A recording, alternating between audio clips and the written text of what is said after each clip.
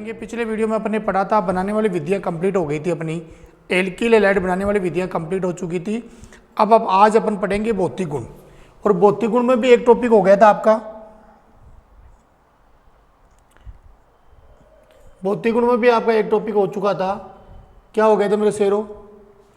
भौतिक गुण की यदि बात अपन करें, भौतिक गुण की यदि बात अपन करें तो क्या पढ़ लिया था? घनत्व पढ़ लिया था।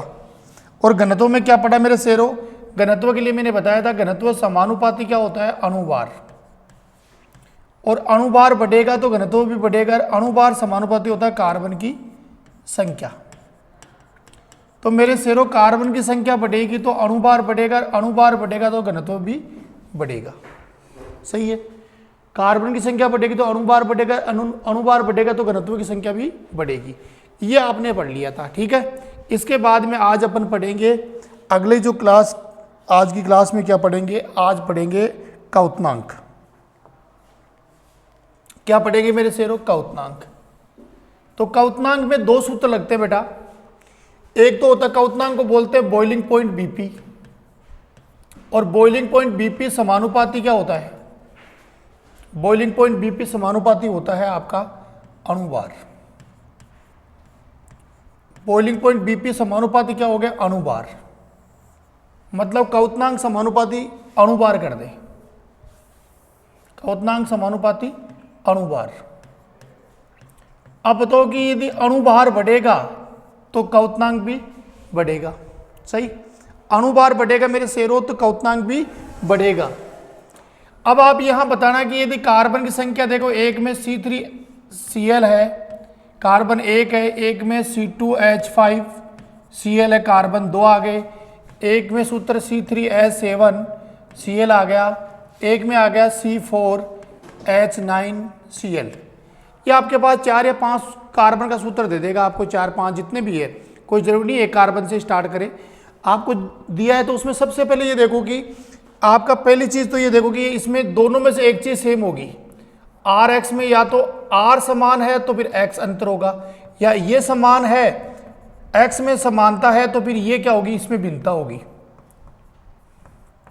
मतलब ये असमान है तो फिर ये समान होगा। दोनों में से एक चीज समान दी जाएगी। सही है, दोनों में से एक चीज समान दी जाएगी मेरे शेरों। तो अब आप यहां बताओ कि क्या समानता है?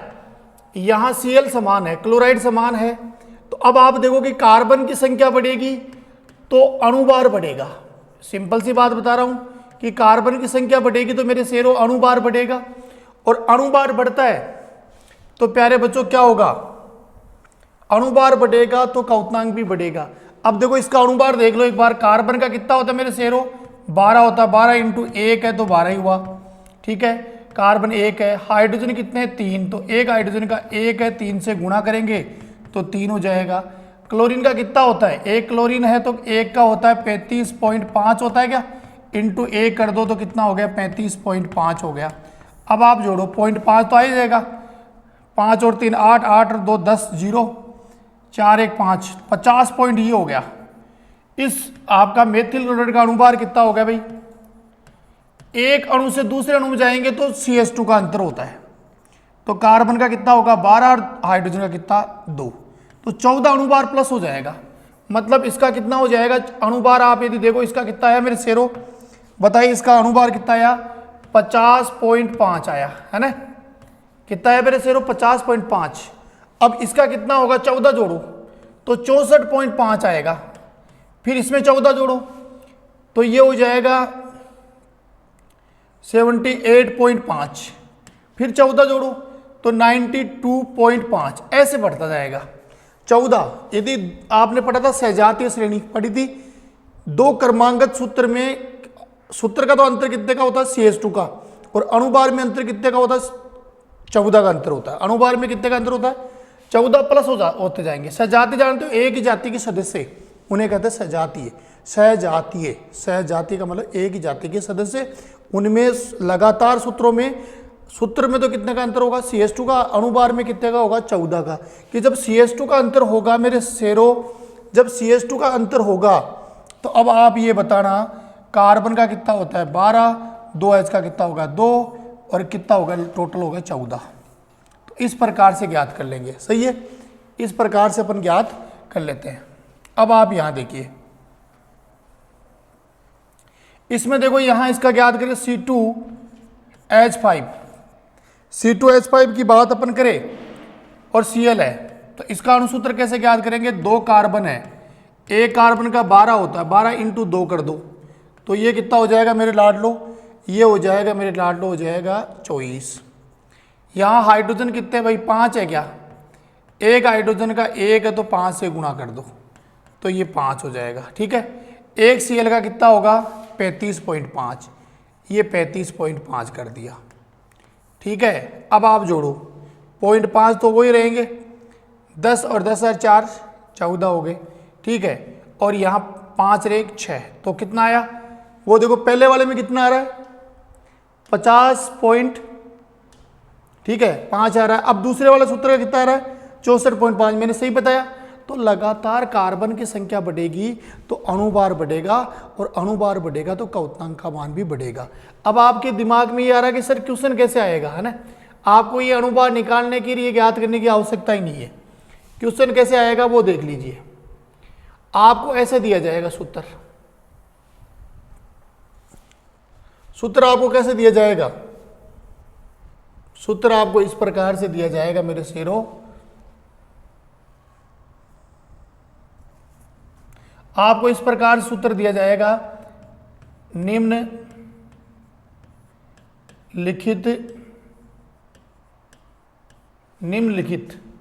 कार्बन निम्नलिखित RX में क्वथनांक का बढ़ता क्रम होगा। आपको क्वेश्चन क्या पूछेगा? निम्नलिखित RX में क्वथनांक का बढ़ता क्रम होगा, ये आपको पूछा है। तो आपका इसमें क्रम 4 दिए जाएंगे सूत्र, C3H7Cl दे दिया, दूसरा एग्जाम्पल दे दिया CH3Cl दे दिया, तीसरा एग्जाम्पल दे दिया C2H5Cl दे दिया, और चौथा दे दिया C4H9Cl दे दिया। अब आपको ये दे दिए। अब आपको यहाँ ये क्वेश्चन दिया हुआ है, अब आपको आंसर बताना है। आंसर क्या पूछा है? क्वथनांक का कौन सा क्रम पूछा गया है, ये ध्यान रखना है, बढ़ता। और आप सभी को पता है क्वथनांक समानुपाती क्या होता है? अणुभार, और अणुभार समानुपाती होता है कार्बन की संख्या। अब आप ये बताओ कि जल्दी से ये बता दो कि इसमें कार्बन कितने हैं भाई? 3, इसमें कार्बन कितना है? 1, इसमें कार्बन कितना है? 2, इसमें कार्बन कितने हैं? 4। तो बढ़ता क्रम क्या होता है? यदि आपको बढ़ता क्रम की पूछता है, तो बढ़ता क्रम पूछ रहा है तो इसका मतलब समझ में आ रहा है क्या? कम से अधिक होता है बढ़ता क्रम, कम से अधिक की ओर चलना पड़ेगा। जिसका कम है उसको पहले लिखोगे, जिसका अधिक है उसको बाद में लिखा जाएगा। सही है, समझ रहे हो? अब बताओ सबसे कम किसका होगा मेरे शेरों? CH3Cl का होगा। फिर उससे ज्यादा किसका होगा? C2H5Cl का होगा। फिर उससे ज्यादा किसका होगा? C3H7Cl का होगा, और उससे ज्यादा होगा C4H9 का। इस प्रकार अणुभार बढ़ता जाएगा, वैसे वैसे क्वथनांक भी बढ़ता जाएगा। तो सिंपल सी बात समझ में आ गई, कॉन्सेप्ट समझ में आ गया। क्वथनांक समानुपाती क्या होता है? अणुभार, और अणुभार समानुपाती किसके होता है? कार्बन की संख्या के। ये आपको याद रखना है। ऐसा टाइप का क्वेश्चन आएगा। हो सकता है कार्बन 2 से लेकर के 5 तक दे दे, आपको ये दे ही नहीं, ये दे दिया C5H11 दे दिया और Cl दे दिया, तो फिर आपका ये नहीं आएगा। अब कार्बन 2 है, इसमें कार्बन 4 है, इसमें कार्बन कितने हो गए? 5, तो अब ये इससे भी ज़्यादा ये हो जाएगा C5H11Cl। तो ऐसे आपको देखना है। सही है, इस प्रकार से अणुभार बढ़ेगा तो क्वथनांक का मान भी बढ़ेगा। अब चलो अगला एक कौन सूत्र तो समझ में आ गया कि क्वथनांक समानुपाती अणुभार। क्वथनांक समानुपाती कल आया था आपके, घनत्व समानुपाती भी अणुभार आया था, और अणुभार समानुपाती भी क्या रहा है? क्वथनांक। अणुभार बढ़ेगा, घनत्व भी बढ़ेगा और क्वथनांक भी बढ़ेगा। लेकिन अब क्या आता देखो, कुछ सूत्र ऐसे आते हैं, सुनना भाई, क्वथनांक दूसरा सूत्र की बात कर रहा हूं, है ना। क्वथनांक का मतलब होता है बॉइलिंग पॉइंट। क्वथनांक व्युत्क्रमपाती side chain, side chain. Side chain का मतलब होता है पार्श्व श्रृंखला। पार्श्व श्रृंखला का मतलब होता है साइड में, मेन श्रृंखला के साथ में जुड़े हुए समूह होते हैं उनको बोलते हैं साइड चेन या पार्श्व श्रृंखला। समझ में? अब यहां देखो अणुसूत्र की बात करें, C4H9Cl में के समावेवी में क्वथनांक का बढ़ता क्रम लिखिए।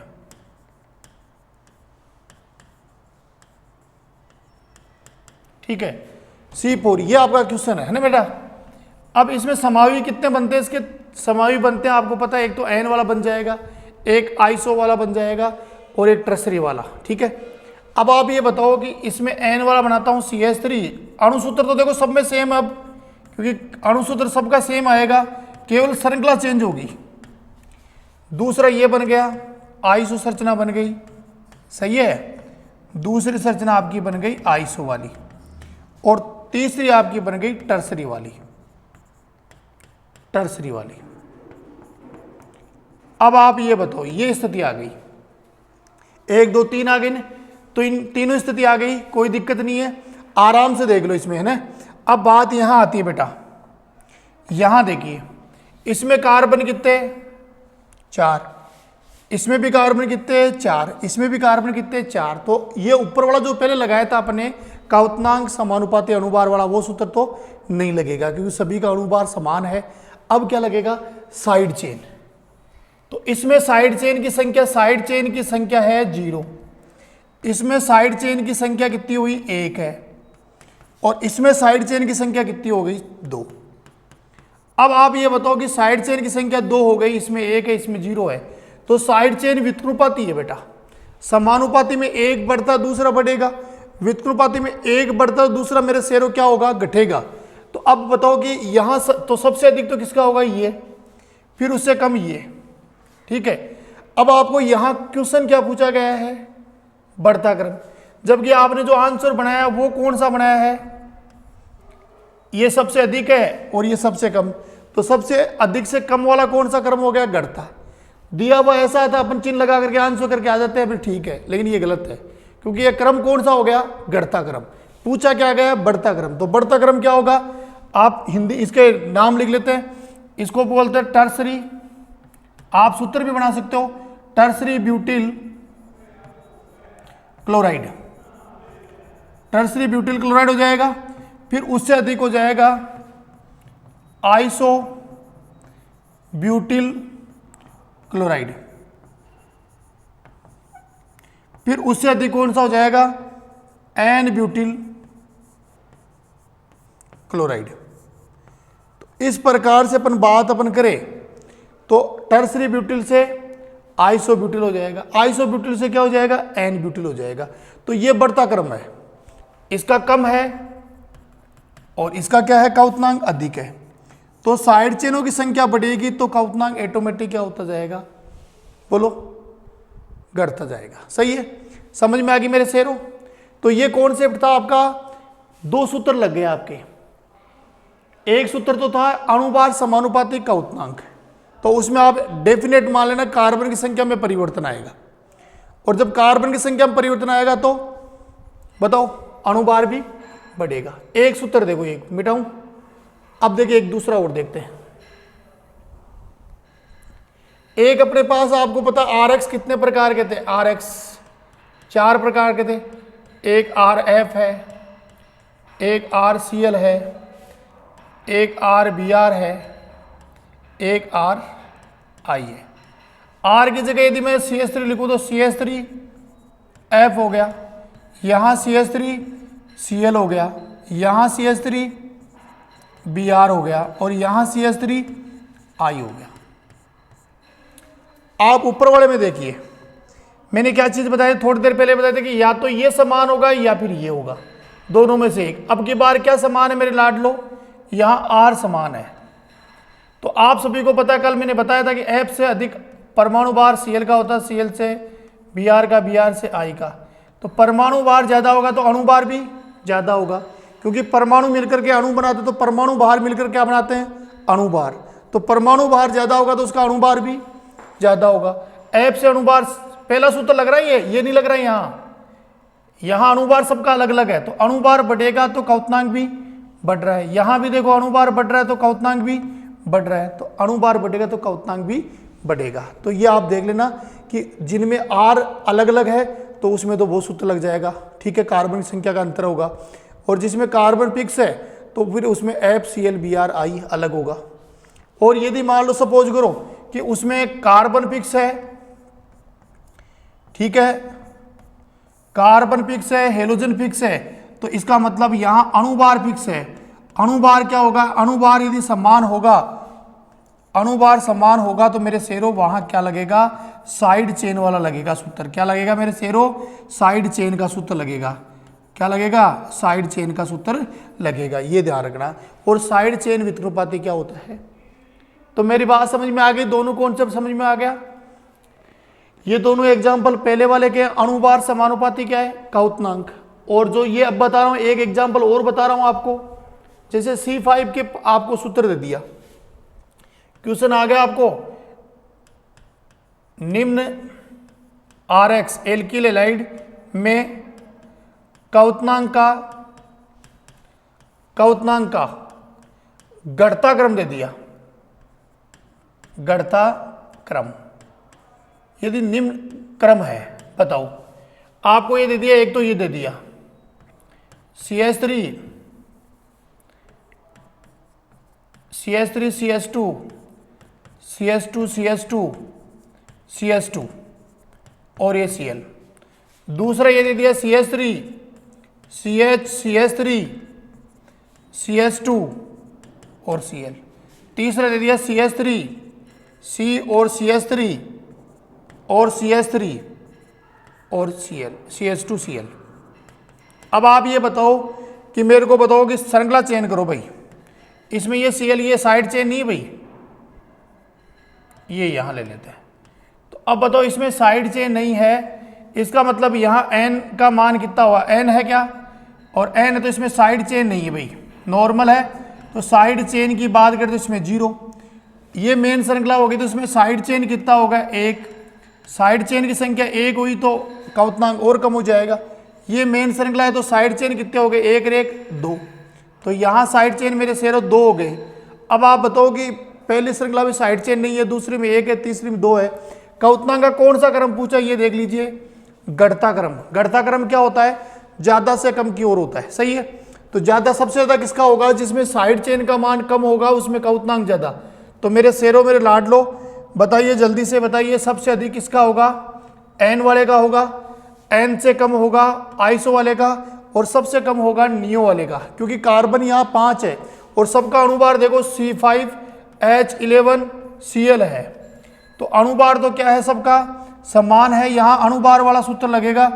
अणुभार मेरे शेरों क्या है, अणुभार समान है, तीनों सूत्रों में अणुभार समान होगा। तो अब बताओ यहाँ कौन सा सूत्र लगेगा, साइड चेन वाला लगेगा। कौन सा सूत्र लगेगा, साइड चेन। और साइड चेनों की संख्या बढ़ती जाएगी, वैसे वैसे क्वथनांक क्या होता जाएगा, घटता जाएगा। क्लियर हो गया, यहाँ तक कोई दिक्कत नहीं है। कई बार क्वेश्चन पूछा गया बेटा, घनत्व और क्वथनांक का क्रम से क्वेश्चन आता है जरूर, ठीक है। आगे चलता हूँ बेटा, अब आती है जल में विलेयता। प्यारे बच्चों, जल में देखो एक बात बताऊं, जल में एक चीज कॉन्सेप्ट क्लियर कर लो भाई। जल में विलय हो रहा है, कोई यौगिक है वो जल में विलय होता है, तो एक बात सुन लेना, विलय होने का मतलब है कि वो जल के साथ कौन से बंध का निर्माण करता है, हाइड्रोजन बंध। देखो हाइड्रोजन बंध भी लिखा आ सकता है, किताबों में हाइड्रोजन आबंध भी लिखा आता है, हाइड्रोजन बंध या हाइड्रोजन आबंध लिखा आता है। प्यारे बच्चों, एनसीईआरटी की जो लैंग्वेज है वो टिपिकल है, याद रखना। तो इसके नोट्स जरूर बना लेना, नोट्स बनाओगे तभी, ऐसे नहीं है जैसे आरबीसी की बोर्ड की किताबें देखा होगा उसमें आप ऐसे पढ़ सकते हो। लेकिन एनसीईआरटी की जो लैंग्वेज है वो शुद्ध हिंदी है, और शुद्ध हिंदी में बड़ी दिक्कत आती है क्योंकि अपन शुद्ध हिंदी पढ़ते नहीं है, शुद्ध बिल्कुल उसमें संस्कृत शब्द जुड़े हुए होते हैं ऐसे। तो याद रखना, इसमें आपकी लैंग्वेज जो टिपिकल है, तो आपको यहाँ जो अपने है अपनी भाषा में अपनी लैंग्वेज में जो है नोट्स बनाते रहना है, ठीक है। इसके बाद में देखो प्यारे बच्चों मेरे शेरों, जल में क्या होंगे, यहाँ विलय होंगे। तो जो जल में विलय होंगे वो जल के साथ क्या करेंगे, हाइड्रोजन बंध का निर्माण करेंगे। किसका निर्माण करेंगे, हाइड्रोजन बंध का निर्माण करेंगे। अब जो हाइड्रोजन बंध का निर्माण करे वो जल में क्या होगा, विलय। लेकिन मेरे शेरों जो जल हाइड्रोजन बंध का निर्माण नहीं करे वो जल में क्या होगा, अल्प विलय होगा या अविलय होगा। अब देखो प्यारे बच्चों, यहां जो है Rx है वो आप सभी को पता है x पर क्या आता है माइनस और इस पे क्या आता है प्लस। तो ये कौन सी प्रकृति का है, ध्रुवीय। कौन सी प्रकृति का है, ध्रुवीय। तो जल में क्या होगा, जो जल है इसकी विलयता की बात करें तो जल में क्या होगा, अल्प विलय होगा। क्यों, जल के साथ हाइड्रोजन बंध का निर्माण नहीं करता है। तो मेरे शेरों, मेरे लाडलो, जल में क्या होगा, अल्प विलय होगा। जल में क्या होगा, अल्प विलय होगा। और एक चीज और सुन लो, R और X की बात कर रहा हूं, हर जगह लगेगा ये सूत्र।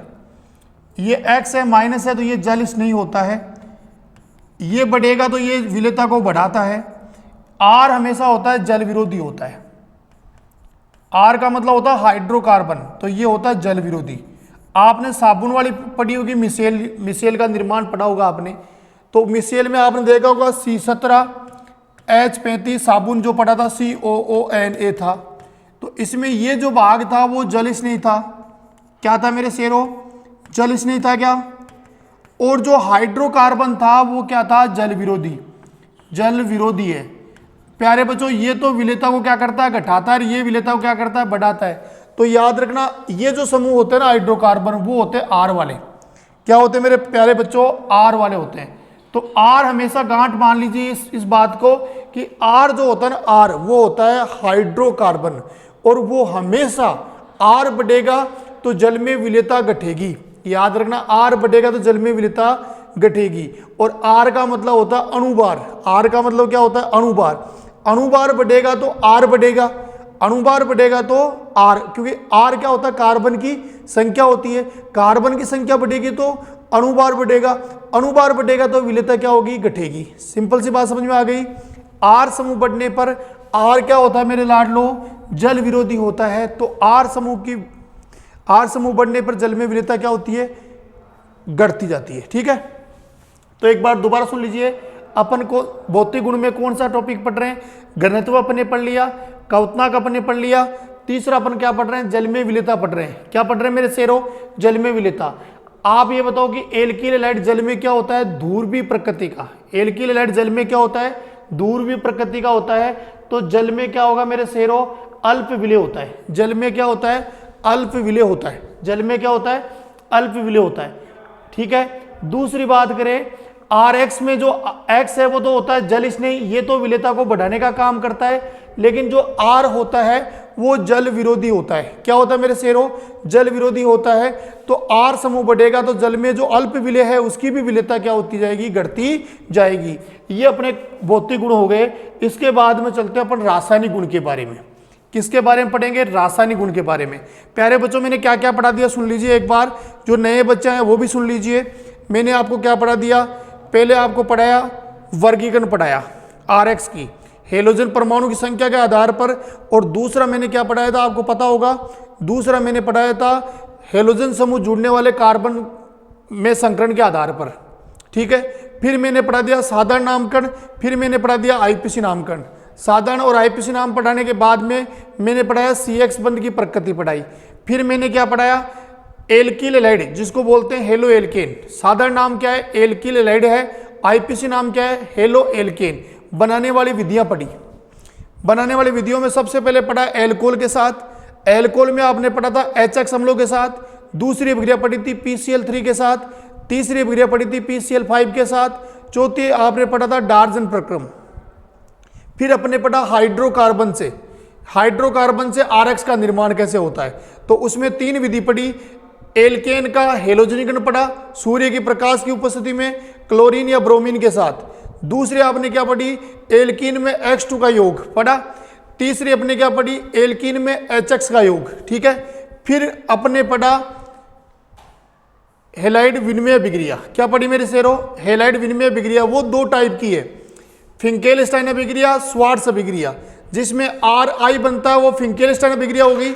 जिसमें Rf बनता है, Rf का मतलब होता है फ्लोराइड, और पानी में फ्लोराइड हो तो कौन सी अभिक्रिया होगी, स्वार्ट्ज अभिक्रिया होगी। ठीक है, फिर अपन ने क्या पढ़ा, कल पढ़ी थी हुंसडिगर अभिक्रिया। हुंसडिगर अभिक्रिया के बाद में अपन ने क्या पढ़ा, हुंसडिगर अभिक्रिया के बाद में अपन ने एक अभिक्रिया और पढ़ी थी, स्वार्ट्ज अभिक्रिया होगी, फिंकेल, ये हो गया था। फिर अपन ने पढ़ा भौतिक गुण। भौतिक गुण के बाद में अपन बात करें घनत्व पढ़ लिया, क्वथनांक पढ़ लिया, जल में विलेयता पढ़ लिया। अब अपना पॉइंट क्या आता है मेरे शेरों, आप सभी को प्यारे बच्चों में एक बार बता दूं, इस पार्ट में 2 पॉइंट है और किताब में दोनों एक साथ है। हेलो एल्केन है, मैं दोबारा बार बार बता रहा हूं, हेलो एल्केन और हेलो एरिन्स।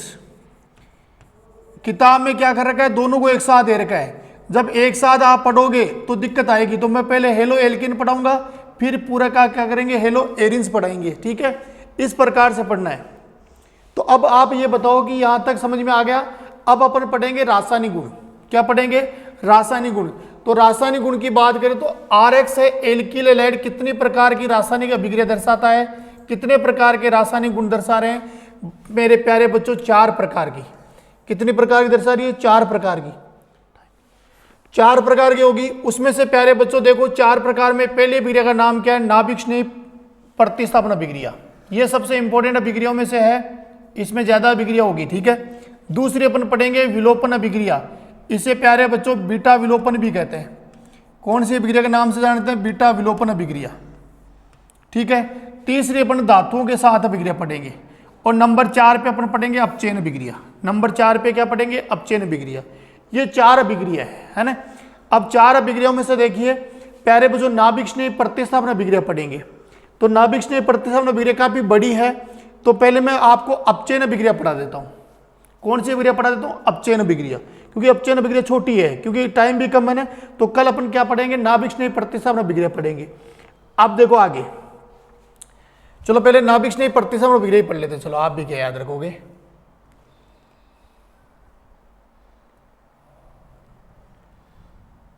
हाँ भाई, कौन सी अभिक्रिया पढ़ रहे हैं, नाभिक स्नेह प्रतिस्थापन अभिक्रिया। नाभिक स्नेह प्रतिस्थापन अभिक्रिया की अपन बात करें,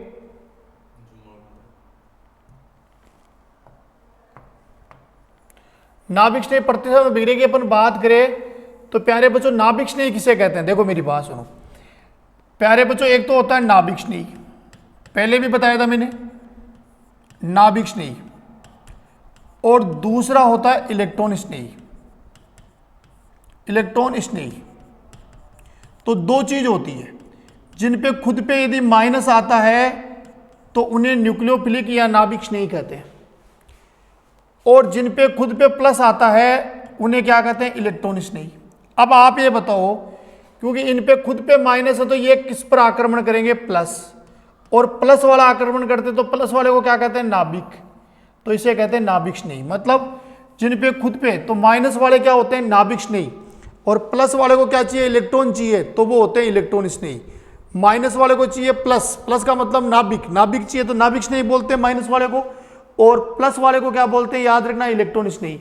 अब आप ये बताओ कि ये कौन सा स्नेही है, जैसे Cl माइनस आ गया, Cn माइनस आ गया, OH माइनस आ गया, NO2 माइनस आ गया, ठीक है, SH माइनस आ गया। तो ये जितने भी जिन पे माइनस आते हैं वो सारे के सारे कौन से स्नेही है, नाभिक स्नेही है। इसी प्रकार इलेक्ट्रॉन स्नेही की बात करें, जैसे Cl प्लस आ गया भाई, अब प्लस है तो इलेक्ट्रॉन स्नेही, माइनस है तो नाभिक स्नेही। इसी प्रकार CH3 प्लस, इसी प्रकार C2 प्लस, ठीक है, इसी प्रकार R प्लस हो, इसी प्रकार SO3 प्लस हो। तो जिन पे प्लस आता है, इसी प्रकार मेरी बात सुनो, किन पे आ जाए, ये बात याद रख लेना, लिख भी लेना इसको, कॉन्सेप्ट याद रखना, ये अच्छी बात बताऊं, बार बार नहीं बताऊंगा। NO2 प्लस आ जाए, ठीक है, या फिर RCO, इसके ऊपर प्लस चार्ज आ जाए। तो जिन पर भी ये प्लस चार्ज आता है ना मेरे लाडलो, उन पे वो सारे क्या होते हैं, इलेक्ट्रॉन स्नेही, और जिन पे माइनस होता है वो क्या होते हैं, नाभिक स्नेही। पहले तो ये बात याद रख लो, जस्ट उल्टा होगा, माइनस वाला किसको आकर्षित करेगा, प्लस, प्लस का मतलब नाभिक स्नेही होता है, और जिन पे प्लस है वो प्लस को तो आकर्षित नहीं करेंगे, वो किसको करेंगे, इलेक्ट्रॉन को, तो उन्हें कहते हैं इलेक्ट्रॉन स्नेही। क्या कहते हैं मेरे शेरों, इलेक्ट्रॉन स्नेही। तो एक तो आपका हो गया नाभिक स्नेही, दूसरा हो गया मेरे लाडलो इलेक्ट्रॉन स्नेही। ठीक है, समझ में आ गया कैसे क्या था। तो अपन क्या पढ़ रहे हैं, नाभिक स्नेही, क्या पढ़ रहे हैं मेरे शेरों? नाभिक नहीं पढ़ रहे हैं। क्या पढ़ रहे हैं? नाभिक नहीं पढ़ रहे हैं। तो अब देखिए नाभिक नहीं होता क्या है, नाभिक नहीं क्या होता है उसके बारे में चर्चा करते हैं अपन। ठीक है, नाभिक नहीं क्या होता है उसके बारे में चर्चा करते हैं। देखिए नाभिक स्नेह के बारे में बात करें तो क्या होता है, देखो Rx होता है, इसमें आप सभी को पता है, इस पे क्या आता है माइनस आता है, इस पर क्या आता है प्लस। क्लियर? चलो थोड़ा मैं बड़ा लिख देता हूं, R और ये X, इस पे माइनस आता है, इस पे प्लस। और साथ में देखो यहां एक बार देखना कि माइनस वाला है, जिन पे माइनस होता है वो होता है नाभिक स्नेही। ठीक है, और जिन पे प्लस होता है वो होता है इलेक्ट्रॉन स्नेही। अब आप ये बताओ कि ये विक्रिया पढ़ रहे हैं नाभिक स्नेही प्रतिस्थापन। प्रतिस्थापन का मतलब होता है हटा करके कोई दूसरा आए। अच्छा एक बात मैं आपको बताऊं कि यदि प्रतिस्थापन क्या होता है, प्रतिस्थापन क्या होता है, यदि मेरी बात सुनो, मैं केमिस्ट्री पढ़ा रहा हूं और कोई मेरे से अच्छी पढ़ाने वाला हो, वो यदि इसकी क्लास लगाएंगे तो आप क्या कहोगे, मेरे को तो कह देंगे सर आप तो रहने दो, इनकी क्लास लगा दो। क्यों? क्योंकि दुर्बल वाला से प्रतिस्थापन किसके द्वारा हो जाता है, परबल। दुर्बल को उठा दिया जाता है उसके स्थान पर परबल। तो ये जो नाभिक स्नेही है वो क्या है मेरे लाडलो, दुर्बल है। मेरे लाडलो क्या है, दुर्बल है। और ये नाभिक स्नेही है वो क्या है, परबल। ये नाभिक स्नेही क्या है मेरे लाडलो, परबल है, तो नाभिक स्नेही। अब आप सभी को पता है क्या होगा, अब आप देखिए रिएक्शन देखिए, यहां इसका ये हटेगा, बंद टूटेगा, ये बंद टूटेगा तभी तो होगा। अब ये तो यहां आ जाएगा और ये बाहर निकल जाएगा। अब बताओ ये R आ जाएगा और ये NU, इस R पे प्लस है, इस पे माइनस है, तो प्लस माइनस क्या हो जाएगा, कैंसिल। और ये आपका स्थायी उत्पाद बन जाएगा। क्या बन जाएगा मेरे लाडलो, स्थायी उत्पाद बन जाएगा। शेरो क्या बन जाएगा, स्थायी उत्पाद। और यहां X माइनस बाहर निकल जाएगा। अब क्या बाहर देखो, ये तो यहां जुड़ गया और इस माइनस को उठा करके बाहर निकाल दिया। अब ये दुर्बल वाला बाहर निकल गया। तो कहने का मतलब परिभाषा क्या होगी, वे विक्रिया जिसमें दुर्बल नाभिक स्नेही समूह का प्रतिस्थापन परबल नाभिक स्नेही समूह के द्वारा होता है तो उसे कहते हैं नाभिक स्नेही प्रतिस्थापन विक्रिया। दोबारा सुन लीजिए, वे विक्रिया जिसमें दुर्बल नाभिक स्नेही समूह का प्रतिस्थापन परबल नाभिक स्नेही समूह के द्वारा होता है तो उन्हें कहते हैं नाभिक स्नेही प्रतिस्थापन विक्रिया। समझ में आ गई? दोबारा सुन लीजिए, एक बार दोबारा और सुन लीजिए। देखिए हाँ भाई, जैसे ये Rx है तो मैं Rx की जगह RCl ले लेता हूं। आप इस बंध को तोड़ना भाई, इस पे क्या आएगा माइनस, इस पे क्या आएगा प्लस। ये अपने लिए क्या है, दुर्बल है, और दुर्बल क्या है, नाभिक स्नेही है। क्या है मेरे शेरों, दुर्बल नाभिक स्नेही है। सही है। अब आपके साथ में ये ले लिया OH माइनस। OH क्या है, परबल है, और माइनस है तो इसका मतलब समझ में आ ही गया कि नाभिक स्नेही है। अब आप बताओ रिएक्शन कैसे होगी, कैसे प्रतिस्थापन होगा, तब जाकर के रिएक्शन हो पाएगी। ये R है, ठीक है, R पे प्लस था, अब उसके साथ में क्या जुड़ जाएगा, आपका OH जुड़ जाएगा। इस पे प्लस था, इस पे माइनस है, प्लस माइनस कैंसिल हो जाएगा। तो अब मेरे लाडलो यहाँ क्या हो जाएगा, यहाँ हो जाएगा ये X या Cl है तो X के स्थान पर Cl है तो Cl माइनस हो जाएगा। ये दुर्बल नाभिक स्नेही समूह का प्रतिस्थापन हो जाएगा। लेकिन यदि मान लो कोई एक बात सोचना, यदि मेरे से भी खराब केमिस्ट्री पढ़ाने वाले हो तो उस स्थिति में मेरे को प्रतिस्थापित करोगे या उनको करोगे, तो याद रखना यदि दुर्बल नाभिक स्नेही समूह के द्वारा परबल नाभिक स्नेही समूह का प्रतिस्थापन नहीं होता है। प्रतिस्थापन किसका होता है, दुर्बल वाले का परबल के द्वारा प्रतिस्थापन होता है। ठीक है, तो समझ में आ गया, यहां तक Rx हो गया, ये OH हो गया, ये ROH हो गया, ये Cl हो जाएगा। ठीक है, यहां तक कोई दिक्कत नहीं है। चलो अब मैं आपको देखो एक जनरल बातें बताता हूं। नाभिक स्नेही प्रतिस्थापन विक्रिया दो प्रकार की होती है। नाभिक स्नेही प्रतिस्थापन विक्रिया को शॉर्ट में बोलते हैं SN। तो ये दो टाइप की होती है, एक होती है SN1, एक होती है SN2। एक होती है मेरे शेरों SN1 और एक होती है SN2।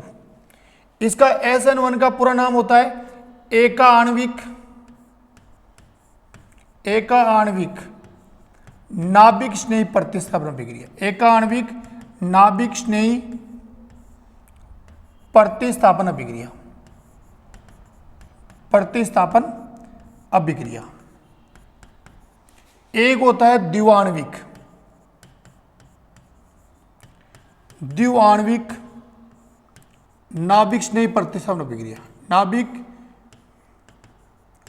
स्नेही प्रतिस्थापन अभिक्रिया। एक होती है एकाण्विक नाभिक स्नेही प्रतिस्थापन अभिक्रिया, एक होती है द्विआण्विक नाभिक स्नेही प्रतिस्थापन अभिक्रिया। एक क्या होती है मेरे शेरों, एकाण्विक नाभिक स्नेही प्रतिस्थापन अभिक्रिया, और दूसरी होती है द्विआण्विक नाभिक स्नेही प्रतिस्थापन अभिक्रिया। एकाण्विक क्यों कहते हैं मेरे शेरों, एकाण्विक इसलिए कहते हैं कि इसमें एक अणु भाग लेता है, इसमें एक ही अणु भाग लेता है, इसलिए इस अभिक्रिया का नाम क्या होगा, एकाण्विक। अभिक्रिया में एक जो प्रत्येक पद में होगी उसमें एक अणु भाग लेता है, और इसमें द्विआण्विक है, इसका मतलब समझ में आ गया कि इसमें कितने अणु भाग लेते हैं, दो अणु। जब मेरे शेरों दो अणु भाग लेते हैं तो इसे द्विआण्विक अभिक्रिया कहते हैं। तो इसे शॉर्ट में क्या कहेंगे, SN1 कहेंगे, इसको शॉर्ट में कहेंगे SN2। तो अभिक्रिया कितने प्रकार की होगी, दो प्रकार की, एक होगी SN1 और एक होगी SN2। ठीक है, अब प्यारे बच्चों मैं यहां से बता रहा हूं, अपन क्या लेंगे, एक लेंगे सबसे पहले। तो सबसे पहले क्या लेंगे, SN1। SN1 का पूरा नाम क्या जानते हो, एकाण्विक नाभिक स्नेही प्रतिस्थापन अभिक्रिया। अब इसमें कुछ बातें हैं तो इसमें याद रखना, वे इस प्रकार की अभिक्रिया में अणु कितने अणु भाग लेते हैं बताओ, एक अणु भाग लेता है। इस प्रकार की अभिक्रिया में एक अणु भाग लेता है। इसके बाद में बात अपन करें, ये जो अभिक्रिया होती है मेरे लाडलो, ये अभिक्रिया जो होती है वो दो पदों में होती है, दो पदों में या दो स्टेप में, मतलब दो भागों में बटेगी, एक बार टूटेगा एक स्टेप, फिर दो स्टेप, मतलब दो पार्ट में होगी। ठीक है, जैसे इसी क्लास को मैं दो भाग में पढ़ाऊं तो दो पार्ट हो गए, तो दो स्टेप होगी नहीं होगी, तो इसको दो स्टेप में कल पढ़ेंगे अपन विस्तार से, ये दो स्टेप में होगी। ठीक है, अगली क्लास में पढ़ेंगे, दो स्टेप में होती है। इसके बाद में मेरे प्यारे बच्चों ये होती है फर्तम कोटि अभिक्रिया, फर्तम कोटि अभिक्रिया, कोटि अभिक्रिया। अब आपके दिमाग में क्वेश्चन आ रहा है कि ये फर्तम कोटि क्या है। कोटि तो क्या सर हम एक ही जानते हैं, जो घर में पानी पीने वाली कोटि हो या अनाज डालने वाली कोटि हो, यही है कोटि। लेकिन प्यारे बच्चों